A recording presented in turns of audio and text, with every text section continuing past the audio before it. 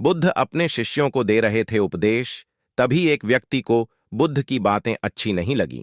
वह उठा और बुद्ध का अपमान कर दिया।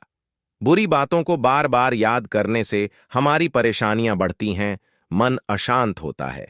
इसीलिए दुख देने वाली बातों को भूलकर आगे बढ़ना चाहिए।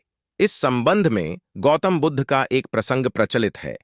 गौतम बुद्ध अलग अलग क्षेत्रों में भ्रमण करते और अपने शिष्यों को उपदेश देते थे।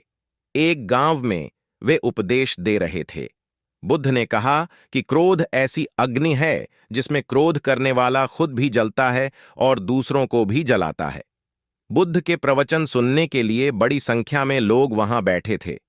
उन लोगों में बहुत गुस्से वाला एक व्यक्ति भी बैठा हुआ था। उसे ये बातें पसंद नहीं आई। वह अचानक उठा और बोलने लगा कि बुद्ध, तुम पाखंडी हो। बद्धी बड़ी बातें करना ही तुम्हारा काम है। तुम लोगों को भ्रमित कर रहे हो। तुम्हारी ये बातें आज कोई मायने नहीं रखती हैं। व्यक्ति लगातार बुद्ध को अपमानजनक बातें सुना रहा था। वहां बैठे सभी लोग ये देखकर हैरान थे कि बुद्ध ये सब शांति से सुन रहे थे, लेकिन कुछ बोल नहीं रहे थे।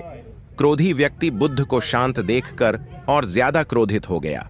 वह बुद्ध के पास गया और उनके मुंह पर थूक कर वहां से चला गया। घर पहुंचकर क्रोधी व्यक्ति का मन शांत हुआ तो उसे अपने किए पर बहुत पछतावा हुआ। वह बुद्ध से क्षमा मांगने पहुंचा, लेकिन उस गांव से बुद्ध पड़ोस के गांव के लिए निकल चुके थे। वह व्यक्ति बुद्ध को खोजते हुए दूसरे गांव में पहुंच गया। वहां व्यक्ति को जैसे ही बुद्ध दिखाई दिए, वह उनके चरणों में गिर गया और क्षमा मांगने लगा। बुद्ध ने उस व्यक्ति से पूछा, तुम कौन हो और क्षमा क्यों मांग रहे हो? उस व्यक्ति ने कहा, क्या आप भूल गए? मैंने कल आपके साथ बुरा व्यवहार किया था, आपका अपमान किया था। बुद्ध ने कहा, बीता हुआ कल मैं वहीं छोड़ दे आया हूं और तुम अभी भी वहीं रुके हुए हो।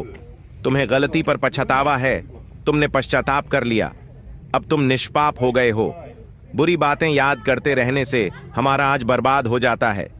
इस आदत की वजह से भविष्य भी बिगड़ सकता है।